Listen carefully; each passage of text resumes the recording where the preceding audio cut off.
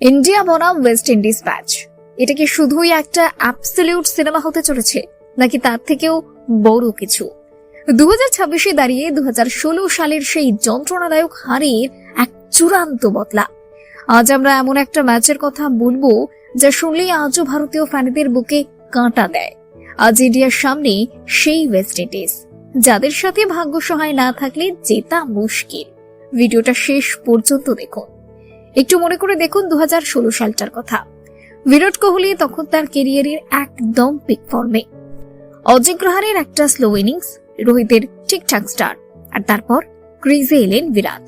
প্রায় 190 স্ট্রাইক রেটে বোলারদের তুলোধনা করে খেললেন এক বিরাট ইনিংস। 20 ওভারে ইন্ডিয়া বোর্ডে তুলে দিল 192 রান। আমরা সবাই ধরে নিয়েছিলাম ম্যাচ পকেটে, কারণ সেই যুগে টি-20তে 192 মানে বিশাল ব্যাপার। 200-250-এর হিসাব তখন ছিল না। গেইলকে আমরা শুরুতেই ফিরিয়ে দিলাম, 2 উইকেট পড়ে গেল। কিন্তু তারপর চোখের পলকে বদলে গেল সময়, আবেগ, পরিস্থিতি আর ভাগ্য।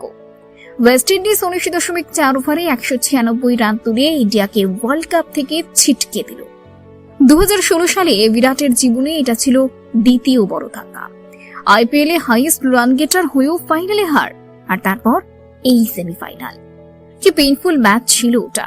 রোহিতের 31 বলে 43, বিরাটের 47 বলে 89, ধোনির 9 বলে 15। কিন্তু উল্টো দিক থেকে সিমন্স আউট হচ্ছে আর নো বল কল হচ্ছে। ফ্রি হিট পাচ্ছে সিমন্সের 51 বলে 82 আর আন্দ্রে রাসেলের 20 বলে 43। ইন্ডিয়ার জেতা ম্যাচ ছিনিয়ে নিল। বুমরা, হার্দিক সবাই সেদিন মার খেয়েছিল। পরে এই ওয়েস্ট ইন্ডিজে চ্যাম্পিয়ন হয় কার্লোস ব্রাথওয়েটের সেই পর 4টে ছক্কা, আর ইয়ান বিশপের সেই iconic line, remember the name Carlos Brathwaite, আজও কানে বাজে। প্রশ্ন হলো, ইন্ডিয়া কি এবার সেই হারের বদলা নেবে? সেদিনের মতো ভাগ্য কি এবারও আমাদের সাথে বেইমানি করবে?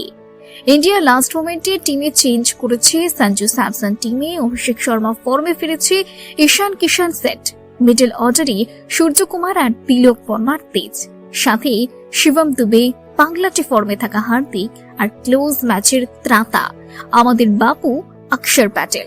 এরা কি 225 রান বোর্ডে তুলতে পারবে? আমাদের 6 বোলার কি সেটা ডিফেন্ড করতে পারবে?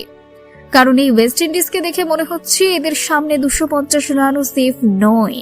সাউথ আফ্রিকার বিপক্ষে 88 রানে 6-7 উইকেট পড়ার পরেও 9 নম্বরে নেমে শেফার্ড আর হোল্ডার স্কোর 177 পর্যন্ত টেনে নিয়ে যায়। আর ভুলে যাবেন না, এই টিমের কোচ এখন ড্যারেন স্যামি, যিনি 2016-তে বলেছিলেন নো টক মোর পারফরম্যান্স। এই টিমকে তিনি নতুন করে রিভাইভ করেছেন।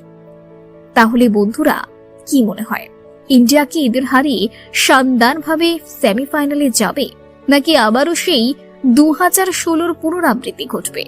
আগে ব্যাট করলে ইন্ডিয়ার 200-225 কি যথেষ্ট হবে, নাকি 250 করলেও নিশ্চিন্ত হওয়া যাবে না?